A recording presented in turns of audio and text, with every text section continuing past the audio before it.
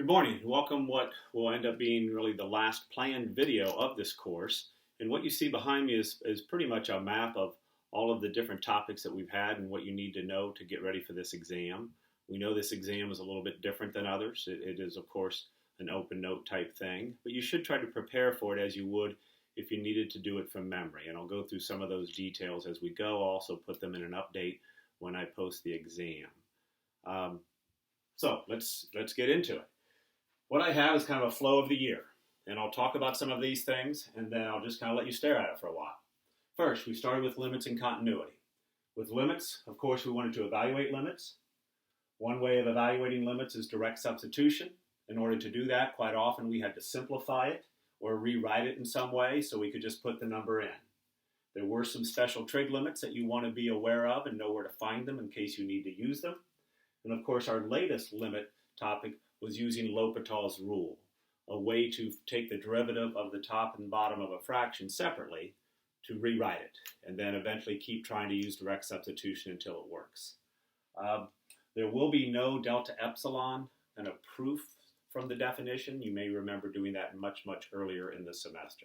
So that's with limits. With continuity, it really just comes down to knowing whether or not a function is continuous, either by looking at it, a graph, or looking at the function, whether it's a piecewise or whatever. One thing I will say about all of these before I continue is that we want to be able to understand them either graphically, numerically, or analytically. Analytically, we usually just refer to that as algebraically, doing the manipulations. Of course, we also many times have to solve an algebra equation, set something equal to 0 or factor. We may have to solve a trig equation, log equation, exponential equation, maybe even an inverse trig equation. That just depends on what we may be doing with these calculus topics. Once we dealt with limits and continuity, we use the limit to bridge the gap to this thing called the derivative, which of course is just slope of the tangent. It starts to grow in meaning as we go, but that's really how we start. When we're dealing with slopes of the tangents, that's one of our big type of goals in dealing with the derivative. Can we write the equation of a tangent line to a curve at a certain point? A lot of it is procedural. We will have the rules, power rule, product rule, quotient rule, chain rule. We have to recognize how we can use these. Many times they're going to be used in conjunction with others. We have e to the x, log x, trig, inverse trig, all of those different rules. Implicit differentiation isn't necessarily a rule, it's more of a method. And we use that either when we're asked or whenever we're given a function that we can't really separate the x and y's very clearly. And so we have this method of implicit differentiation. Some of our applications, as I already mentioned, involve slopes. Of course, that's when we also started our physics applications, moving from position to velocity to acceleration. And we had a mean value theorem for derivatives. The mean value theorem involved basically the place where the slope of the curve would equal the slope of the tangent between two endpoints. We then moved to applications of the derivative. And many of the applications stemmed right really from the definition. We had related rates that was very closely related to implicit. So let me put a little connector there. Curve sketching, knowing when something is increasing or decreasing, max or mins, concavity, points of inflection. We had optimization. We had approximation techniques. One of those was basically the tangent line approximation.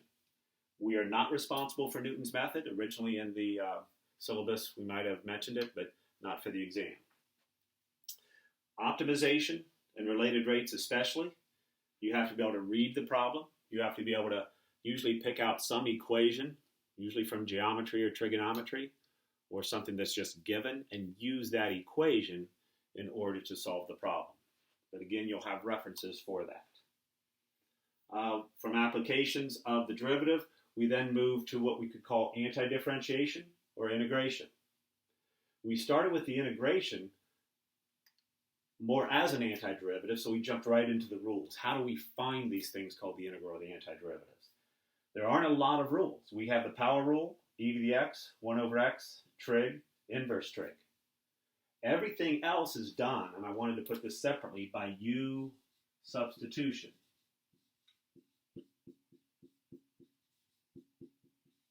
but we don't want to use U substitution all the time.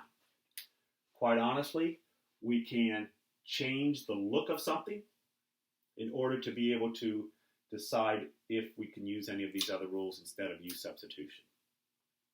As far as the applications, of course, we had the physics applications. We kind of reversed, moving from acceleration to velocity to position. Each step along the way is really solving a differential equation. We're trying to find that plus C, find the particular solution. We dealt with area approximations. Area approximations could be upper sum, lower sum, a bunch of rectangles put under a curve. And then, of course, we had the exact area. Now, exact area also led to this thing called the average value of a function.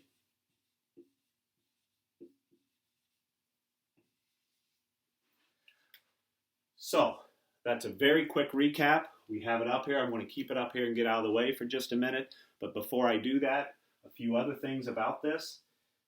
You have all of your old materials, so use those old materials to get ready. Wednesday, I haven't decided the time yet, maybe 9 o'clock or 10. I will post the exam. I'm going to ask you to put on the exam the start time and end time. You are expected to use 1 hour and 50 minutes. No way I can totally monitor that, I understand. And I think I'm going to give you about a 4-hour window to do that. Because sometimes it just takes a while with the technology to get it going and submit it. Here are some other things that were supposed to direct me in making this exam, and it might help you understand the types of questions you want to see. We were asked to make 20% easy, whatever that may mean, 60% medium, and 20% hard. So don't be surprised that there will be some that will be very challenging for you. If you can't get them, it's probably not a big deal. Hopefully you can get some of them. But the easy ones you hopefully can get, and hopefully most of the medium ones. The other way to think about it is another breakdown, 25% theory, 50% skills, 25% applications. The skills and applications are pretty easy to distinguish. You find a derivative, find the integral, find the limit. The applications would tend to be, more of these things, or finding areas, or physics, or solving differential equations. The theory can be a little tricky. Some of that can be done graphically, where you're given a picture and you have to decide if something may be differentiable at a certain point. Remember, sharp turns, not differentiable, and so forth. So the theory tends to be quick type questions if you understand the concept. So that's a quick recap. What I have for you here in just a few minutes is just to let you maybe take a few minutes to stare at it. And in the process, I do have a little song for you. I've